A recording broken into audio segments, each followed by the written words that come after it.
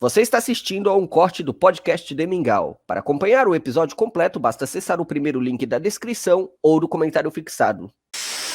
E para lançar voo, como é que eles faziam? Essa é uma pergunta muito boa, porque isso ainda está em estudo. É muito difícil a gente saber como eles levantavam voo, porque eles têm uma anatomia muito diferente, tanto das aves como dos morcegos, né? Então as aves levantam voo de um jeito, os morcegos levantam voo de outro. E como é que os pterossauros levantavam voo? Eles provavelmente levantavam voo de um jeito único, porque da mesma forma que uma ave é diferente de um morcego e cada um levanta do seu jeito, os pterossauros também eram diferentes dos dois, eles provavelmente levantavam voo do seu próprio jeito também. Então, antigamente existia a proposta de que os pterossauros levantavam voo de uma forma parecida com a das aves, né? Acreditava-se antigamente que os pterossauros eram bípedes, então naturalmente acreditava-se que eles levantavam voo igual às aves, eles pulavam, né? Usavam as pernas para se impulsionar. Então eles se impulsionavam num salto com as pernas e batiam as asas. Só que com o tempo percebeu-se que a proposta de que eles eram bípedes estava errada. Os pterossauros não tinham como ser bípedes. E hoje existe um consenso, né? Todos os pesquisadores concordam que os pterossauros eram quadrúpedes. Quando os pterossauros estavam no chão, eles andavam sobre as quatro patas, né? Então a asa ficava dobrada, né? A asa conseguia se dobrar de um jeito que eles conseguiam apoiar a mão no chão, e o quarto dedo, que sustenta a membrana alar, ele ficava dobrado para cima. E tem inclusive equinofósseis, né? No caso, pegadas que mostram pterossauros quadrúpedes, né? Com os 4 membros no chão, né? Exatamente. Hoje a gente tem registros de pegada de vários e vários grupos diferentes de pterossauros, mostrando que todos eles andavam nas 4 patas. Então, se eles andavam nas 4 patas, fica o questionamento: como é que eles levantavam o voo? Quando os morcegos estão no chão, eles andam nas 4 patas também. Os morcegos também não conseguem andar sobre as patas de trás.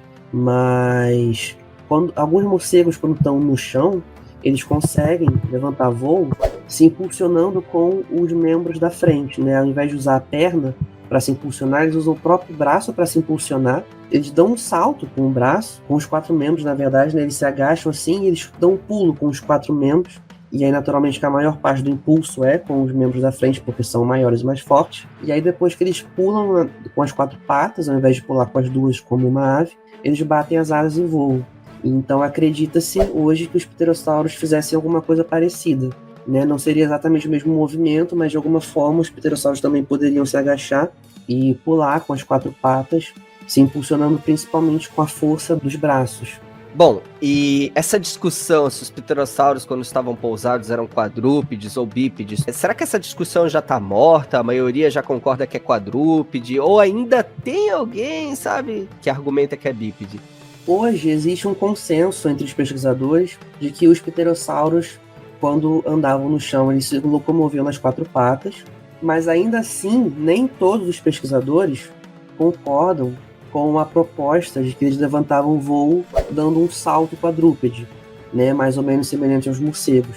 Ainda existem alguns pesquisadores que defendem que isso não seria possível, que o movimento não seria adequado para permitir que eles batessem as asas e voassem, e que eles deveriam saltar com as patas de trás, igual uma ave, né, que seria a decolagem bípede, semelhante de uma ave. Então esse assunto, que é muito recente na literatura, os estudos de modelagem muscular e biomecânica, né, que tentam reconstruir os movimentos que eram possíveis e que não eram possíveis, eles estão sendo feitos nesse exato momento. Isso ainda está em estudo, né? Então ainda vai ter aí alguns anos de estudo até a gente conseguir atingir um consenso sobre quais eram os movimentos que eles poderiam fazer ou não, para que possa haver um consenso sobre qual era a forma mais provável que eles decolavam. Bom, tem um cara chamado David Peters, e ele é um cara bem controverso, né? Tem site e tal, que eu não sei se a gente deveria falar dele, né? Pra não promover, fazer propaganda, mas o que tu acha? Eu acho muito importante a gente falar sobre essa pessoa que tem esse site, esse blog, porque a gente está falando, nesse momento, né? As pessoas que consomem o seu conteúdo são pessoas que têm interesse no assunto e que, portanto, são pessoas que vão pesquisar sobre o assunto na internet. Então, eu acho que nós temos a obrigação de alertar o público sobre esse problema, né? Porque isso é um problema, não tem como chamar de outra coisa.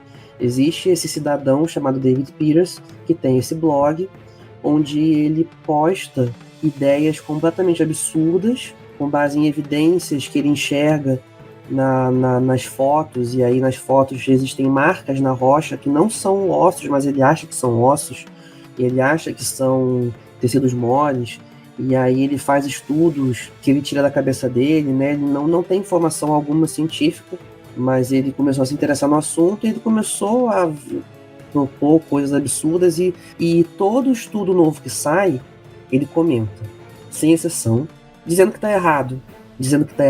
Todos os estudos científicos que saem, ele pega, fala que estão errados por algum motivo, e ele inventa uma solução completamente absurda, propostas absurdas, e ele é um problema gravíssimo na divulgação científica, porque ele dissemina informação falsa, e ele ataca os pesquisadores. Ele fala que os pesquisadores eles publicam as coisas erradas de propósito para se promover, porque tem uma teoria conspiracionista de que o propósito dos pesquisadores é um propósito escuso, que por algum motivo eles querem causar confusão na população. Então não confiem nos pesquisadores, confiem apenas no David Peters, porque aqui eu desmascaro os pesquisadores e desmascaro as fraudes científicas e soluciono tudo, né? Essa é a teoria conspiracionista que ele vende. Então, fiquem muito atentos quando vocês pesquisarem coisas na internet. Tudo que for no David Peters, não levem em consideração. Ele tem 2 sites, 2 blogs, né? Que são o Reptile Evolution e o The Pterosaur Heresies, né? Exatamente, são 2 sites. E ele não é só controverso a respeito de pterossauros, mas sim sobre vários grupos fósseis, né? Ele fala muita besteira. Tomem cuidado com esse personagem, né? Esse indivíduo chamado David Peters, né? Uhum.